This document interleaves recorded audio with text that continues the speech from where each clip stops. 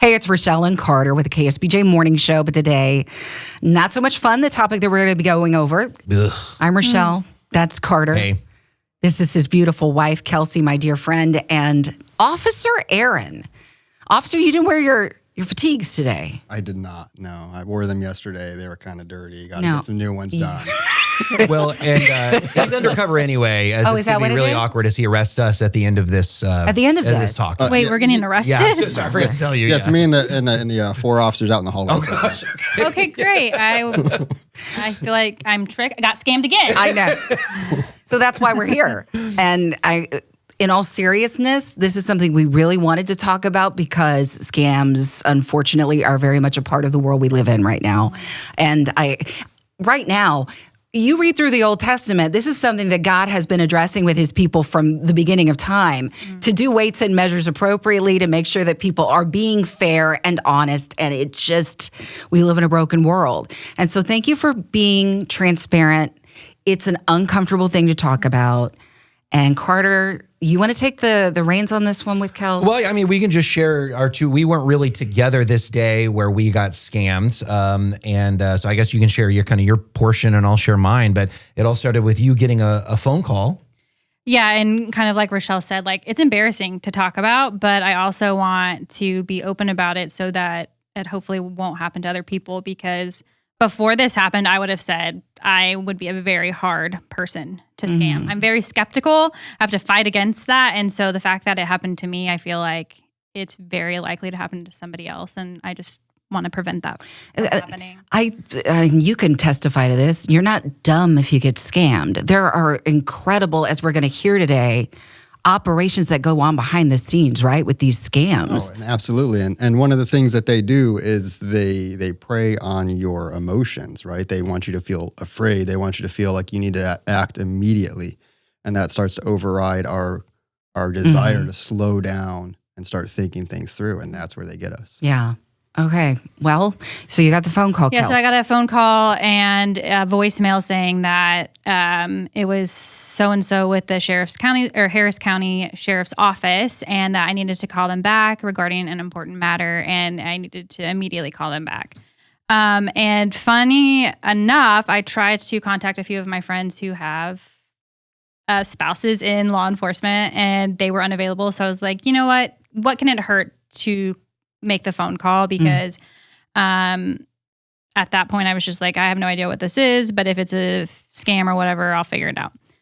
So I make the phone call back, and they do not answer, but the voicemail says, you've reached the confidential line for the Harris County Sheriff's Department. Please leave your name and number and someone will get back with you.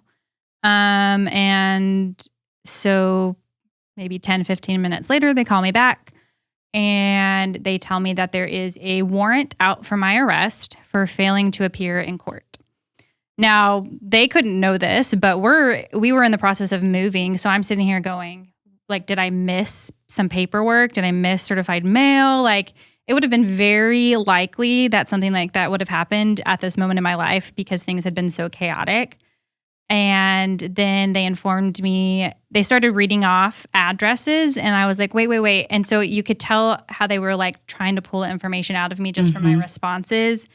And so they said an address that I did have a connection to in the past, and they said someone at that address had signed for you.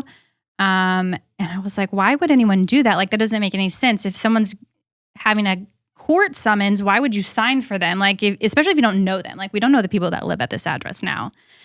And he said, that is something we're going to have to investigate. We're going to have to pull the body cams of the officers and see why they didn't get their driver's license, the photo ID, why they didn't do their job. And so, I mean, the responses he had to everything were just so good that I was like, yeah, you need it. Like, it felt like he was on my side. Yeah. And that emotional thing that we were just talking about. It wasn't only that he was like making me scared, but I felt like he was for me. And I think that was the hardest part, because I was like, when I found out towards the end of the call that obviously he was scamming me, I was like, wow, I thought this man had my back. Yeah. And so are there red flags at this point?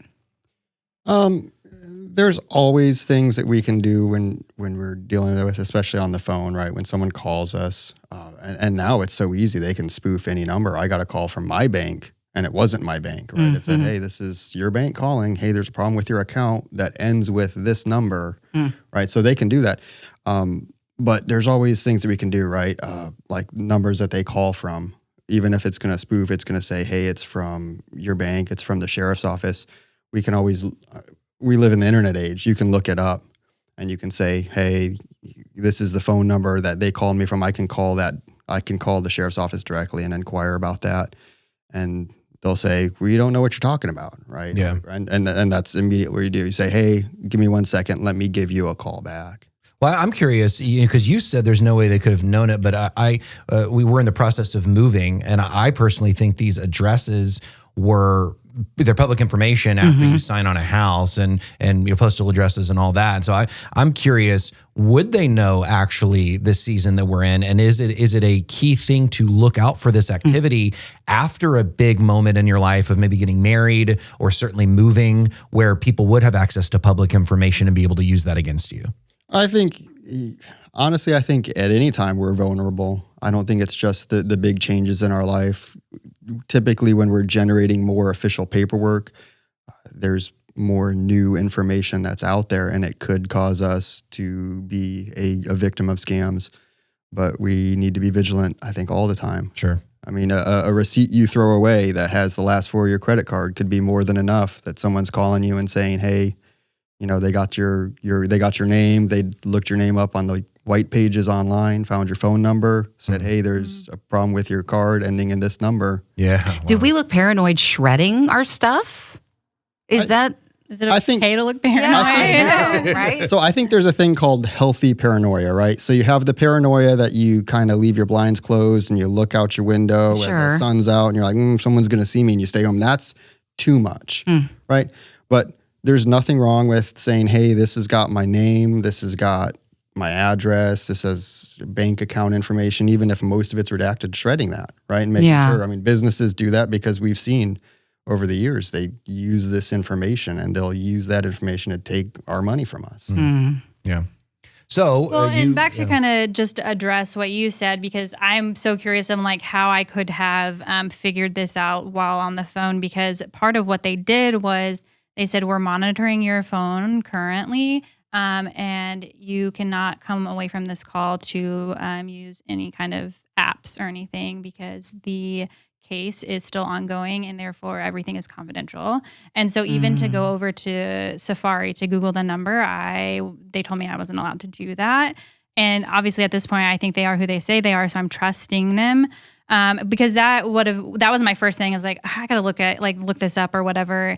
But they really made me feel like I could not leave it. Like, Kelsey, did you call them back on that number? Could you have Googled it before then? Looking back, always 2020, no, I did right? Google the number before and nothing came up. And so I said, that feels like maybe that could. But when I received the phone call, it was private caller ID. And so it didn't even say like sheriff's office or whatever. But when I called it back, or when I looked it up, I didn't find anything. So I guess maybe knowing that the sheriff's office didn't come up under that number would have been a red flag. But when I got on the phone with them, they said, because they've reached me, that they're now responsible for me. And if I were to disconnect the call or try and talk to somebody else, I would be in contempt of court, because I was breaking the contact order. Okay. So the next thing in the timeline is, now that he's got your attention and he's on your side, what is he asking you to do?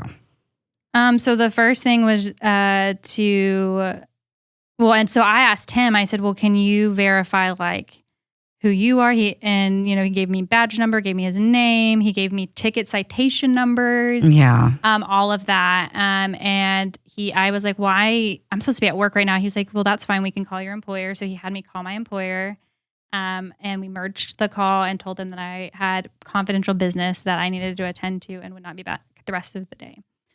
And so that happened. And then basically what the scam was he said, If I were to show up to a sheriff's office right now, I would be detained for 72 hours because I have not taken care of my citations. So that prevents you from going somewhere just like and driving saying, to is an this real? office. And then, but in order to kind of take care of that, I had to like pay my bond. So he was like, okay, and he kept reiterating like the scams are happening. So, you never want to like, give me any financial information. I don't want to know what your bank is. But what I do need to know is like, give me your odometer reading and then tell me how long it's going to take you to get to your financial institution. Wow. So I did that. So manipulative. Yeah. I mean, yeah. Well, and you're just freaking, I'm freaking out. I'm like, I don't want to get arrested. Well, like I can't be in jail for 72 hours. Like what? This is insane. All because someone faked my signature. And they had an address that was a place where you guys had been staying temporarily. It was a legit address. Yeah, it was sent to us. Yeah. Mm-hmm. And again, that's making me want to shred everything that comes in the mail. Yeah. Oh, absolutely.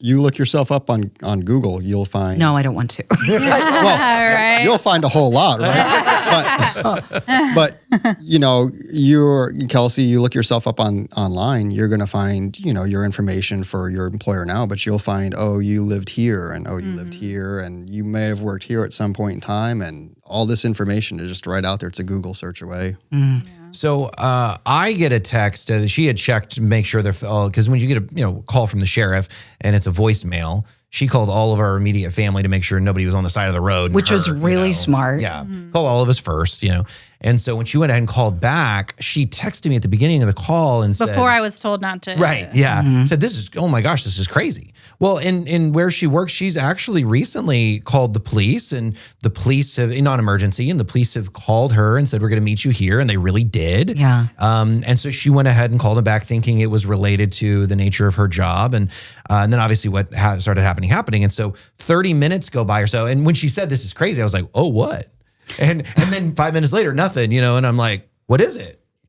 Hello? Kelsey? And then 40 minutes go by. I'm like, Oh, that would it's terrify not right. So I'm going to her work anyway, or going by her work anyway. So I go to the parking lot, and I had checked her location kind of on the way there. And so I go to the parking lot to just go up to her window and go, what gives, Her car's not there. And I check the location, and it's now at a bank nearby. And it's not a bank we bank at. And I go, this isn't good. And so I haul over there, and I fully expected to see just some dude with her phone in her car is what it was really. And I pull up next to her, and she's on the phone. And I'm like, what is going on? And she rolls down the window, and she's like, my husband's here. He's checked my location, and he's just here. I know I can't talk to anybody. And she's like, it's fine. There's an investigation. Everything's fine. And he tells me, he's like, yeah, I'm so-and-so with Harris County Sheriff's badge number, blah, blah, blah, blah. And they have obviously looked up Harris County Sheriff's. Like he had a real name. Real name. Yeah. Like I looked the person up, and that was a real sheriff. And I didn't know how to verify a badge number in the moment, Well, and I also heard the voicemail guy, and he's a Texas boy. Is what it sounded like. And that's who I talked to. Yeah, it sounded. Yeah. So basically, Believable?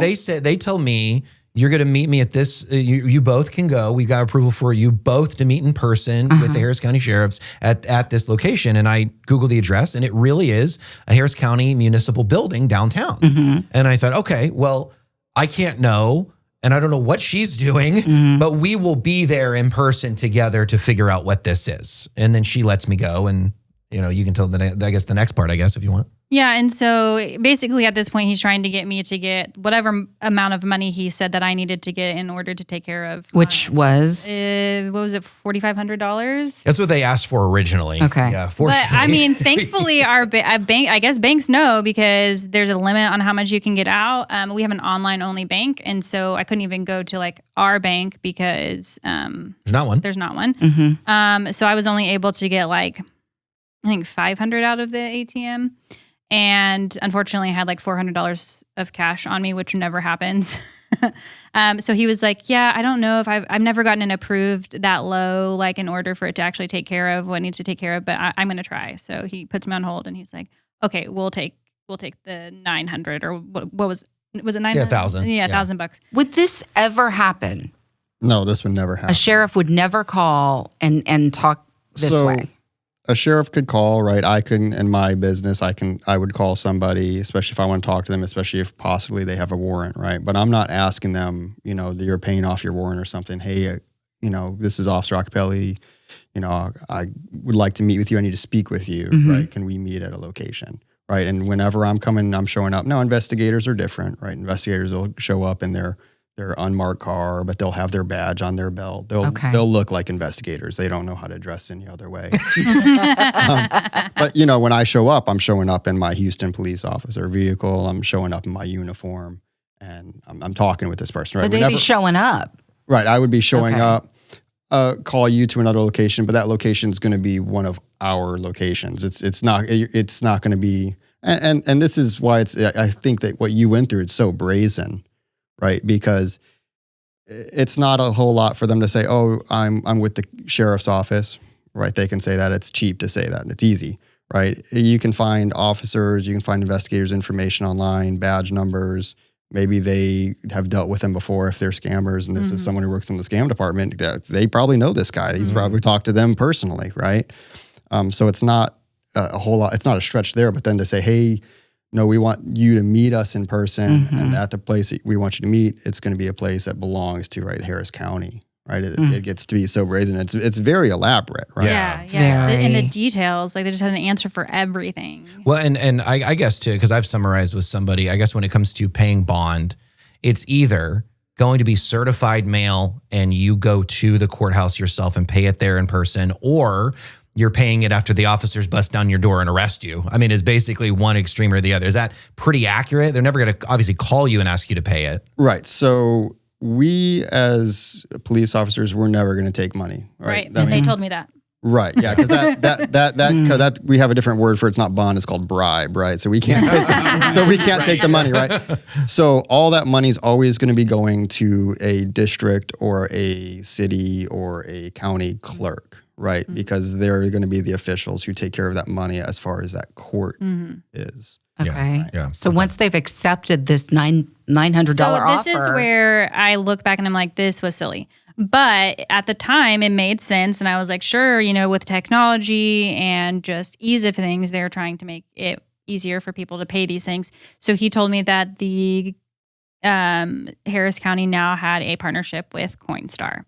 And so in order to pay it, I went to Coinstar and he gave me a number, and that's where I ended up paying it like through Bitcoin. Was county clerk at all mentioned in that? Yeah, I mean He said that. Yeah, they have a contract with the county clerk, and this is just to make it easy, so you don't have to carry your cash around or go do all this stuff. You can just do it this way. Yeah. And so that's where she's at, where I thought I was meeting her at the downtown location, but I had to pick up kid, and that's the thing that really is the most coincidentally frustrating thing, that they called at the perfect time in the afternoon, where if I didn't have to go somewhere, I might have just gotten in the car and said, shh, don't say I'm here, or something. I at least could have followed her the whole time at the very least, but I had to go pick up the kid. And then I'm calling grandma and I'm like, I got to get, blah, blah, blah, crazy stuff's going on. And it felt like a hostage movie. It really felt like she was looking at me. I mean, I think you at that time thought everything was okay, but it still had a little bit of that, they have our kid, but I can't say anything. That's what it felt like. The fact that you were bringing that up, Carter. Okay, so here's another question. For them to be held in contempt, is that even a thing? Like if you had to call somebody and you tell them, this is a situation where you're going to have to pay the county clerk, you even set up all the things that you've said. Right. Would there ever be, though, by the way, this is an ongoing investigation. You're not allowed to talk. You can't Google. No, and that goes exactly back to what I was saying, that it's preying on that fear, right? Yeah. We can't do anything else. Don't get on any social media. When I call you on your phone, I have no idea what you're doing if you're talking to me, right? If you're on there talking on Facebook, the only way I'm going to know you're on your phone talking on Facebook while you're talking to me is because you'll start getting distracted. But otherwise, I don't know, right? We don't tap into people's phones.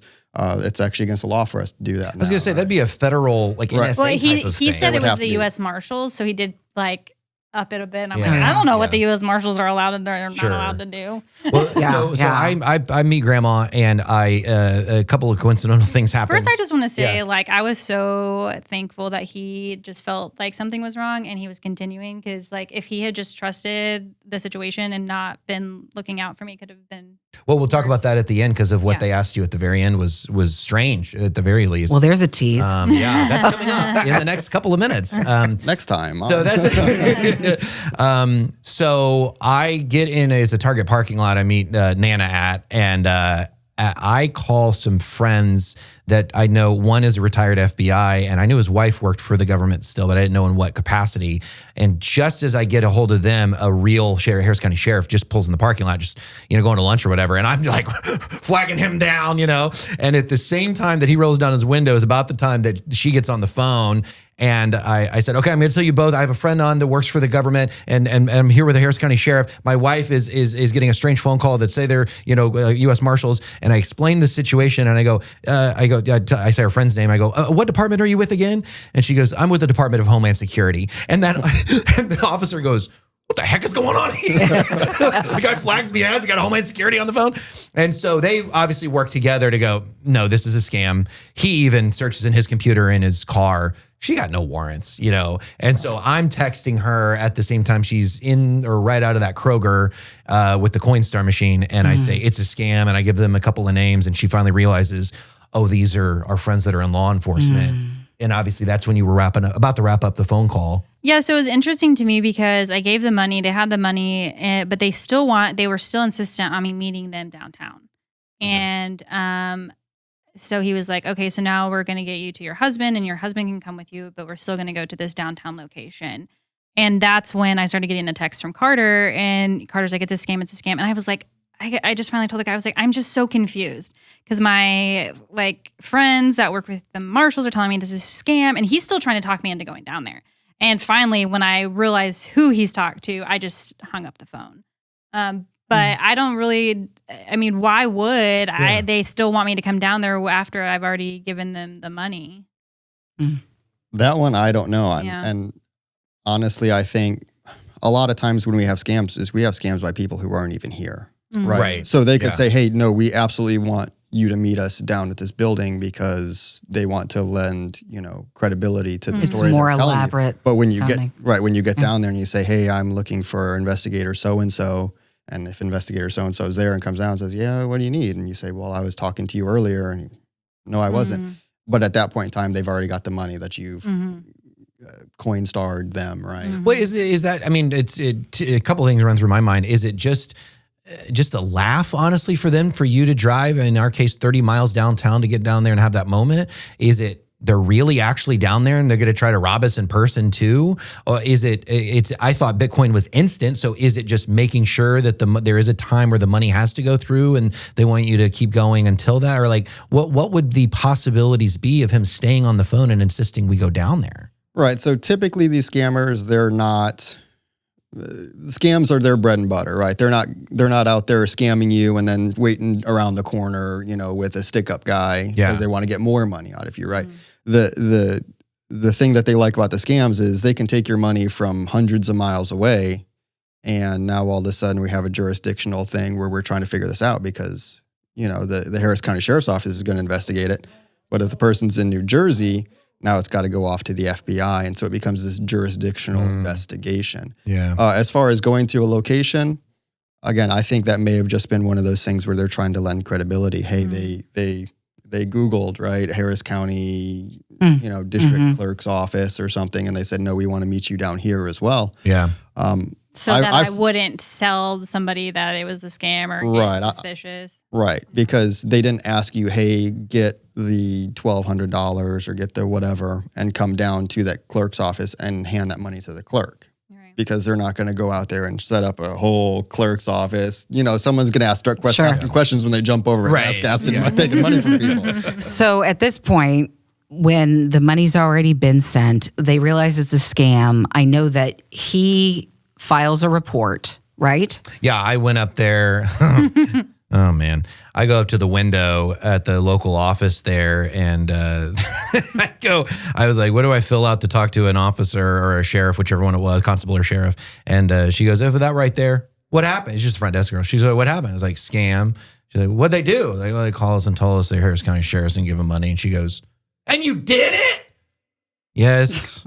Thank you, ma'am. We're a very Thank you. compassionate bunch. Listen, I met that lady at so many other locations. We all know that. But I think it's so easy, like as I was talking to different people in the industry, to just say, oh yeah, that's a red flag, that's a red flag, that's a red flag. But the people that are scamming you, they like prey on the fact that you don't know the law. Like I didn't know what the process was. Therefore, I was believing them telling me what the process was. So it's so easy for her to say, and you did it, because she sees it every day. Yeah, she knows the and process. I think that because my first feeling after realizing it was a scam was like, I am so stupid. Like I'm such an idiot. But I've never been in trouble, and they can tell. Like I don't have anything on my record, and they knew that. He kept telling me that. Yeah. I can see that you're a good citizen, and I hate that you're going through this. Yeah, he like, comforted you. Yeah, that was one of the hard parts. Is it's like he was on my side, I thought, and so they rely on the fact that you've not been in trouble. You don't know what the process is, and so you're just trusting that this person is telling you the truth. It's almost gotten to the point where and I admittedly have been doing this. I've been deleting emails that might be work related, might not be, because I'm just, after this event took place, I'm like, they're phishing. This is a phishing email. Raina, did you get this email? Our producer, no, I didn't get it. Okay, there it is. So it's almost like you Rachelle, why didn't you show up for that evaluation? Exactly. I thought it was a scam. Yeah. But it's almost like I want to just assume that whoever's on the other end of the phone is not going to be the person that they say they're going to be. And do we have to live life like that unless they're in my contact list? Is that where we are? No, I don't think we're there. I think, again, there's a lot of things that we can do. Scammers, they play these games, right? And one of the things that they love to do is they acknowledge that you acknowledge that they're scams. And so that's one of the things. They say, oh, well, we know that they're scams, so we're not going to ask you for X, we're not going to ask you for Y, we're not going to ask you for Z, but we're going to get there eventually, right? And don't get off the phone with us because we're going to send a sheriff to your location because we tracked your location, right? Preying on that fear. Another one they do is they prey on your, hey, we know you just had a baby. How about this investment opportunity? You know, you buy $400 of Bitcoin, you send us the Bitcoin, and then you do that a couple times, we'll send you $30,000. Yeah. And then when you try to get out, hey, by the way, this is the FBI. You've been funding terrorism. Right. Please contact us immediately or you're going to be arrested. Right. Here's a picture of me. I'm an FBI agent with my FBI whatever, right? And we think, again, an FBI agent's never going to be asking you for money. It would seem like with Bitcoin, unless you know about it, you research it, you invest in it yourself, it would seem like anybody that's coming at you and getting you to pay in Bitcoin is a big red flag. Right. The government doesn't take payment in the form of Bitcoin. Right. Yeah, I'm still writing out citations by hand, so we're still trying to catch up. Right. But I mean, But rightfully so, because obviously Yeah. it's easier to scam people that way. Sure. Right. and I think honestly, you did a lot of things right. I think that's what's frustrating is there were so many things that like I was skeptical. Like I tried to call my friends and I tried to do this or whatever because I am that person that's like, but there was just enough realness to it. Like he said earlier, I had recently gotten a call from a sheriff because we had to file a police report. And so I kind of thought maybe that was the same thing happening. There were enough things that could actually happen that I just went with it. Yeah. These are not prank calls like you did when you were in middle school. This is a different situation. Not that I'm remotely promoting this movie, but I watched The Beekeeper. Okay, y'all. I watched The Beekeeper. Oh yeah, that's where they get revenge on the scammers with Jason Statham. Oh yeah, that's right. And but then I was looking at the setups for this movie, and I looked at my husband and said, "Certainly, this isn't real. They don't have these setups. It's almost like set up in the movie anyway, as like a runway where this one guy's monitoring all these scammers in a row, and they're just seeing who they can get next. I absolutely believe that's happening because people are vulnerable, and seen it happen with my older uncle. And you would think that he would have thought, don't ever give your social security. Oh my gosh, it was a big old mess. And he's like buying Apple iTunes gift cards and like, And my mother, who's trying to help him through all of this, he has special needs, was like, honey, what were you thinking? Well, you're just not, because like you said, there's an emotional tie to it. There's a warrant for my arrest. You guys are moving. There's so many moving components. So we got the holidays just around the corner. And is there something that we need to be specifically on the lookout for during the holidays? Is there a scam that these guys love to do? I know it's all year round. Right. But one that maybe when he walked in and she's like, we never call. It sounds almost like she had dealt with 20 other people before him with the same problem. Is there one that you consistently see during the holiday season? I don't know if there's one specifically we see in the holiday season that comes up. The thing that scammers have to do is they have to keep it fresh, right? Because if you get scammed because someone from Harris County calls you and says, hey, you have a warrant out for your arrest, and then your 12 friends get that same call, but you said, hey, this was a scam when I did it, all of a sudden they're burned and they've got to have a new story. Okay. Well, and I had listened to someone's story that I think in February, the same kind of thing. And it was like they got called for jury duty and didn't show up. And like the people on it were like, and if the police call you, it's going to be a no caller ID, which when they called me, it was. So even those small details of from when they were scammed, they had already started figuring those out to change it up a little bit. Wow. Yeah. Okay.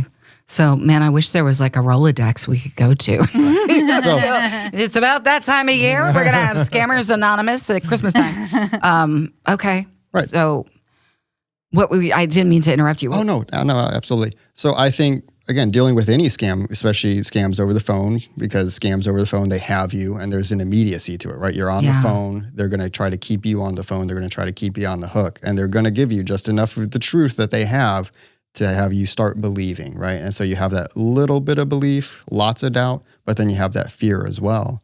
And so they keep you on the line, they keep you talking, and then they say, hey, if you do anything else, you're going to get yourself in trouble. And I don't want you to be in trouble. And hey, I'm not going to try to get anything out of you because I know there's a scammer. And then they're going to keep going through, they're going to be your friend until they can start getting things out of you, right? And it may have been that after they got the $900, they'd say, oh, well, no, they said that this wasn't enough. Can we get, can you go to another bank, right? And buy and pull out money from that bank because, you owe this much money, and they're going to try to get as much out of you as they can because and I think you're right. I mean, I don't know. I've never personally been to a scam call center, but I mean, they make money, right? Yeah, Because they can call, they can get $900 out of you. They can get, $2,400 out of so-and-so. They can be scamming an elderly person for months to years and be getting thousands of dollars out of them. It's big business and it's disgusting, but they know how to make that money, and it's making sure that they're pushing you forward, and they're doing that by controlling your emotions, making you feel fear, or making you feel like, hey, I'm going to miss out on an opportunity to maybe make money back. This is honestly how cults operate. I mean, honestly, it's on Absolutely. fear. It's on, what I need to do this to get next. I think the main rule, at least for me, as we move forward, and hopefully it'll never happen again. But what I said, or at least what I believe, is that me and her, there should never be a time where we can't talk. And unless for some reason they put us both in the paddy wagon and they have us actually at the police station in separate rooms interviewing us, right? That would be, and maybe you can speak to that. That should be the only time that I wouldn't be able to talk to her. Right, absolutely. No police officer is going to say, hey, sorry, let me backtrack. There are times, right, Carter's right, when we don't let spouses speak to each other. Typically, that's when we have a suspect and a complainant sort of situation, a victim, right? But other than that, no, I'm not going to call you on the phone and be like, hey, don't talk to your husband about this because this is confidential and you owe this money. And, if you accidentally tap your bank account, we're going to send, a SWAT team over to your house and kick down the door, right? And I think that is the thing that would have been good for me to know and for other people to know, that like there's never a point where you can't like call and confirm with somebody else or call the sheriff's office. They're not going to tell you to not show up or that kind of thing, right? What's also, and to interject, there's no rule of thumb here, because like you said, they're always shifting and they're always the fact that she had to call back, leave a voicemail after they had called her and left a voicemail. It wasn't like, hey, I got you on the phone. This is just an hour-long process, and we're going to get you right now on this phone conversation. It was so elaborate. Oh, absolutely. So is there like some rules that we can at least process through our minds while we're having this conversation that Kelsey, like, okay, good rule of thumb is this. Right. I think always first thing is whenever, trust your gut, right? I think every time we're getting a phone call, I think at some level when we're getting scammed, we all say, hey, something doesn't sound right. Like I said, I got a call from my bank and it didn't sound right. And then they're saying, hey, in order to reverse this $10,000 wire that was fraudulently sent from your account, you need to process this $10,000 wire. And I said, that doesn't make any sense. And he said, well, it's not going to go through. And I said, well, let me call you back. So that's going to be the second part, right? Trust your gut. Second part's going to be pump the brakes, right? Okay. They're going to do everything they can to push you forward, because if they're pushing you forward, they have control over you by your emotions, right? Hey, you got to give us $1,000. If you don't give us $1,000 today, they're going to have to send someone out to arrest you, right? Pump the brakes. Okay. Hey, listen, I'm getting an emergency phone call. My husband just texted me, hey, 911 emergency. Let me call you back. I'm going to call you back on this number. Give me 5 minutes, right? He can say, oh, well, you can't get off the phone, blah, blah, blah. No, just hang up, right? Because you know what? You're not going to hurt my feelings. You're not going to hurt a sheriff's, FBI agent. You're not going to hurt their feelings, right? We deal with people all the time. So, right, pump the brakes, speak with him, speak with whoever, and then start looking up the information that they gave you. Hey, this investigator, so-and-so, what's the phone number to get to the scams department if he's saying he works for, Harris County Scams, and call them directly. Hey, listen, I was just speaking with so-and-so. Can you transfer me over there, right? I don't need to call back on the number they're giving me, because the number they're giving me is going to be, whatever it says on your caller ID. We call, and it comes back redacted. When I call, somebody it actually comes back from a spoof number. I've been told many times I call and it says telemarketer. So I call 2 or 3 times, right? Because telemarketer's not going to call you 2 or 3 times. But yeah, always pump the brakes, get your information straight, and call, right? Hey, can I speak to so-and-so? Oh, well, they're not in the office right now. I'm just sitting here going, well, this is what he told me. He said that if I got off the phone with him, they would send, because they had my location, they would send officers right there and I would be arrested and held for 72 hours. And that's, I did not want to go to jail. Right. And so that's not going to happen. No, they don't know where typically you are. They don't know where you are, I think is what he was saying earlier. So which feels weird. Like, shouldn't they know? Well, so like, by our phone, they wouldn't know where we are. We have constitutional protection, right? Yeah. So you're protected by the Fourth Amendment from unreasonable searches and seizures. We saw Snowden, though. Yes. Yes. But so you're protected from unreasonable searches and seizures. So I can't go, even if I talk to you and you say, hey, I need help, I can't just go to my dispatcher and say, hey, pull me the location of that phone to go help them, right? Okay. Now, there are times that we can do that, but those aren't, hey, we're going to arrest this person. Possibly if, we have a crew that we've been working for weeks and months and they get a warrant signed by a judge to track the phone, that could happen. Okay. But typically just say, hey, I'm talking to you right now. Hey, they hung up on me. Let's go arrest them. You're protected from those sort of searches, right? Your phone data is protected information. Okay. Okay, that's good to know. Yeah. Well, I'm really sorry that happened, but I know that your desire is that if this could help just one person, and save them from, it's traumatic. You feel, I think one of our friends put it in a word, you feel violated. Yeah, absolutely. And they play, like, you feel violated. They took something from you. But then I think I said a couple times, the hardest part for me was I thought he was on my side. I'm crying because I don't want this to be happening.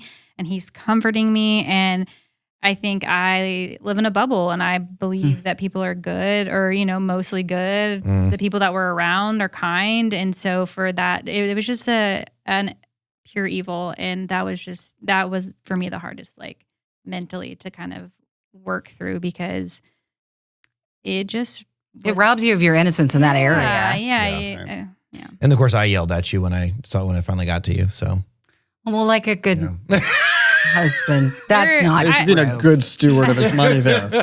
Wow. I mean, it is like it is just.